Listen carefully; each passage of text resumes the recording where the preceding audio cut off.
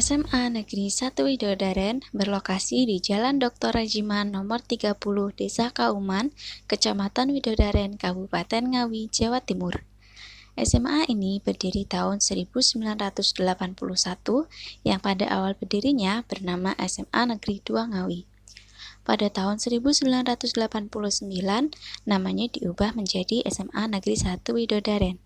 Nama ini disesuaikan dengan di mana sekolah ini berada, yaitu di Kecamatan Widodaren. Dan kini, di kalangan dunia pendidikan nasional, sekolah ini lebih akrab dipanggil dengan sebutan Sada Ngawi. Visi sekolah yaitu beriman, bertakwa, berprestasi, berbudi pekerti luhur, dan berbudaya lingkungan. Misi sekolah: 1. Melaksanakan pembelajaran dan bimbingan secara efektif sehingga setiap siswa dapat berkembang secara optimal. 2. Membantu mendorong dan meningkatkan pengembangan bakat siswa. 3.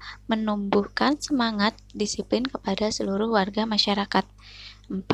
Menumbuhkan dan mengembangkan penghayatan terhadap ajaran agama yang dianut. 5. Menumbuhkan semangat keunggulan dalam segala kegiatan kepada seluruh warga sekolah. 6. Menerapkan manajemen partisipatif. 7. Menumbuhkan dan mengembangkan solidaritas sosial dan etika kemasyarakatan. 8. Menumbuhkan rasa kecintaan terhadap lingkungan. 9. Menumbuhkan kepedulian terhadap kelestarian alam. Kepala sekolah saat ini adalah Bapak Sugio SPD MM.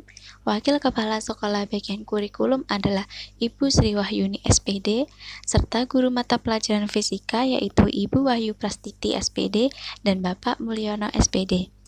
Pelaksanaan pembelajaran di masa pandemi COVID-19 dilaksanakan dengan menggunakan platform web psikologi.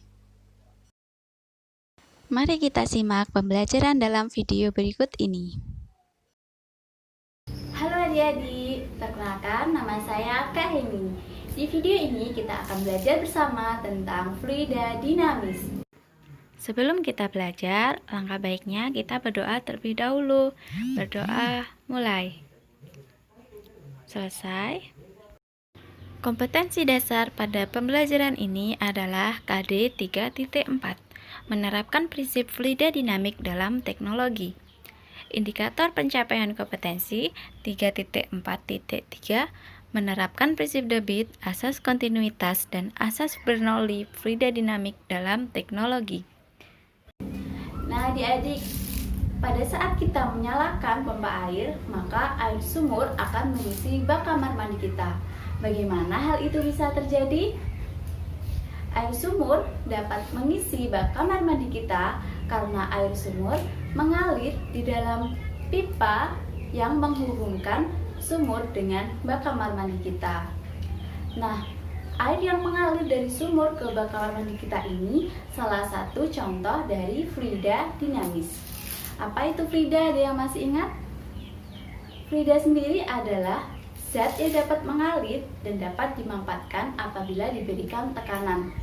Jika pada materi sebelumnya kita sudah mempelajari tentang fluida statis, yaitu fluida yang tidak dapat bergerak, maka pada hari ini kita akan belajar tentang fluida dinamis, yaitu fluida yang dapat bergerak. Pada materi fluida dinamis ini digunakan fluida ideal. Apa yang dimaksud dengan fluida ideal? Fluida ideal adalah fluida yang memiliki ciri-ciri.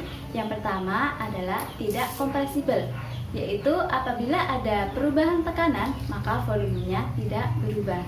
Yang kedua adalah tanpa gesekan, yaitu pada saat fluida mengalir maka gesekan antara partikel fluida dengan partikel tempat fluida tersebut mengalir dapat diabaikan. Dan yang ketiga adalah alirannya stasioner, yaitu setiap partikel fluida memiliki garis alir tertentu. Pada fluida dinamis ini terdapat konsep debit. Contohnya pada air yang mengalir tadi ada sebuah kalimat, debit air yang mengalir ke dalam bak kamar mandi adalah 2 meter kubik per sekon, seperti itu. Nah, apa artinya kalimat itu? Debit sendiri adalah volume fluida per satuan waktu yang dapat dilambangkan dengan huruf V besar. Kemudian adalah volume fluida per satuan waktu. Volume sendiri dapat dilambangkan dengan huruf V besar dan waktu adalah kecil. Jadi dapat dituliskan rumusnya adalah debit atau V besar sama dengan volume atau V besar dibagi dengan T atau satuan waktu. Dalam fluida dinamis ada yang namanya asas kontinuitas. Asas kontinuitas ini dirumuskan dengan A1 dikali V1 sama dengan A2 dikali V2. Nah, konsep ini didapatkan dari konsep debit yang telah kita pelajari tadi. Debit adalah V atau debit sama dengan V volume per T satuan waktu. Nah, volume sendiri ini dapat didefinisikan menjadi luas penampang atau A dikali dengan X atau panjang tabung. Nah, selanjutnya dapat kita substitusikan bahwa V adalah A dikali X. Jadi kita dapatkan rumus adalah V sama dengan A dikali X per T. Nah, kita dapat mendefinisikan lagi kalau X per T itu adalah sama dengan V kecil atau laju aliran fluida. Jadi saat kita substitusikan ke persamaan sebelumnya, maka kita dapatkan V sama dengan A dikali dengan V kecil atau aliran fluida. Nah, kemudian dari hasil eksperimen didapatkan konsep bahwa debit di titik mana saja adalah sama besar. Jadi V sama besar di segala titik. Umpamanya kita memiliki sebuah tabung yang awalnya penampangnya besar, kemudian pada ujungnya penampangnya kecil. Nah, kita dapatkan karena A-nya adalah berbeda atau luas penampangnya berbeda, kita namakan yang besar adalah A1 dan yang kecil adalah A2. Nah, karena debitnya sama, V1 sama dengan V2 atau debit di titik penampang besar sama dengan debit di titik penampang kecil. Jadi, dapat kita cari bagaimana hubungan antara laju aliran di luas penampang 1 dengan laju aliran di luas penampang 2. Nah, hubungannya yaitu menggunakan rumus yang sebelumnya. V1 sama dengan V2. Jadi, A1 dikali V1 sama dengan A2 dikali dengan V2. Nah, persamaan inilah yang biasa disebut dengan asas kontinuitas. Untuk mencoba pemahaman kita, mari kita selesaikan soal berikut. Misalnya, kita mempunyai sebuah tabung yang awalnya luas penampangnya besar, kemudian di ujungnya luas penampangnya kecil. Pada luas penampang yang besar ini, atau bisa disebut dengan A1, memiliki luas penampang sebesar 0,5 meter persegi. Kemudian yang kecil atau A2 adalah 0,1 meter persegi. Pada A1 memiliki laju aliran sebesar 2 meter per second. Nah, kemudian berapakah laju aliran di luas penampang 2? Caranya adalah kita cari debitnya terlebih dahulu di luas penampang 1 dengan rumus V sama dengan A dikalikan dengan V kecil. Sehingga adalah 0,5 dikali 2 sama dengan 1. Jadi di luas penampang kecil memiliki debit yang sama juga, yaitu 1. Jadi dapat kita cari tahu V2 sama dengan A2 dikali V2. Maka V2-nya adalah V2 dibagi dengan A2, yaitu 1 dibagi dengan 0,1, hasilnya adalah 10. Jadi kita dapatkan laju aliran di luas penampang 2 adalah 10 meter per second. Di sini dapat kita lihat bahwa pada saat luas penampangnya besar, maka laju alirannya adalah kecil. Dan sebaliknya, pada saat luas penampangnya kecil, maka laju alirannya adalah besar. Nah, contoh lagi, fluida dinamis dalam kehidupan sehari-hari yaitu pada saat kita menyiram tanaman menggunakan selang. Untuk dapat menjangkau tanaman yang lebih jauh, maka kita akan memencet atau menekan selang sehingga luas penampangnya lebih kecil dan akan menghasilkan jarak untuk menyiram yang lebih lebar atau lebih jauh, seperti itu. Selanjutnya adalah asas Bernoulli yang memiliki rumusan P ditambah rho V kuadrat ditambah rho GH sama dengan konstan. Dalam asas Bernoulli ini diibaratkan kita memiliki sebuah tabung yang memiliki penampang besar, kemudian naik dan penampangnya lebih kecil. Nah, pada tabung ini berlaku asas Bernoulli, di mana pada saat A besar memiliki V yang kecil dan pada saat A yang kecil memiliki V yang besar, sehingga dapat kita tinjau jika kita menggunakan konsep usaha dan energi. Pada konsep ini, apabila EK memiliki rumusan seperti apa? Ya, EK sama dengan setengah MV kuadrat, yang berarti EK berbanding lurus dengan V. Nah, pada saat V-nya kecil, maka EK-nya juga kecil. Pada saat V-nya besar, maka EK-nya juga besar, energi kinetiknya besar.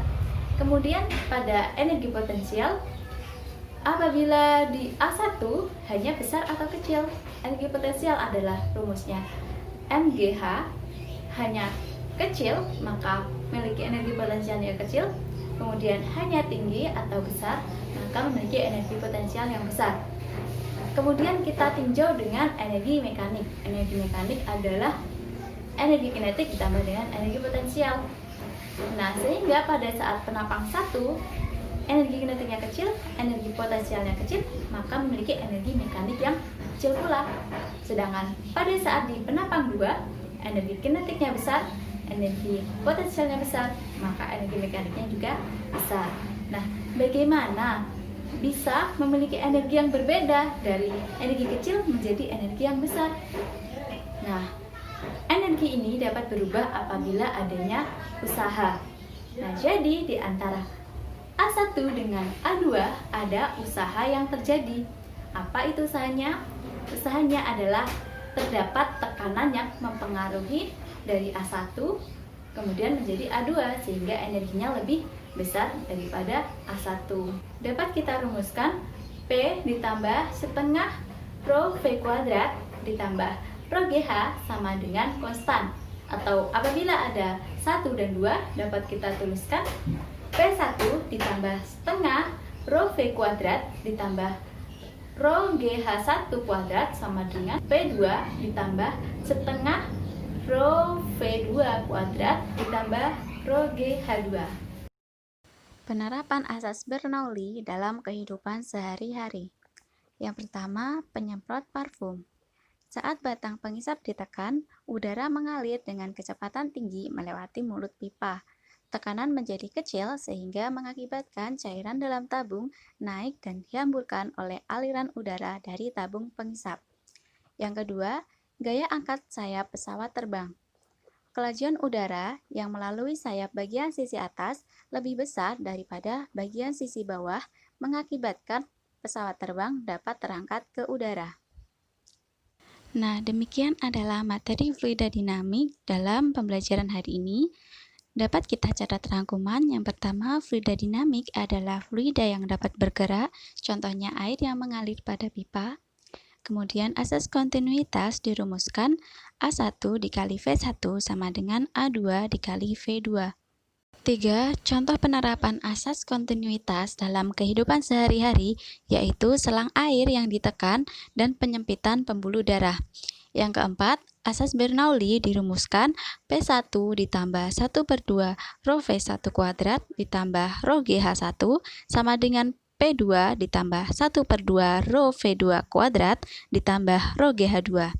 Kemudian yang kelima, contoh penerapan asas Bernoulli dalam kehidupan sehari-hari, yaitu penyemprot parfum dan gaya angkat pada pesawat terbang. Sebelum kita mengakhiri pelajaran pada hari ini, alangkah baiknya kita berdoa terlebih dahulu. Berdoa mulai. Selesai.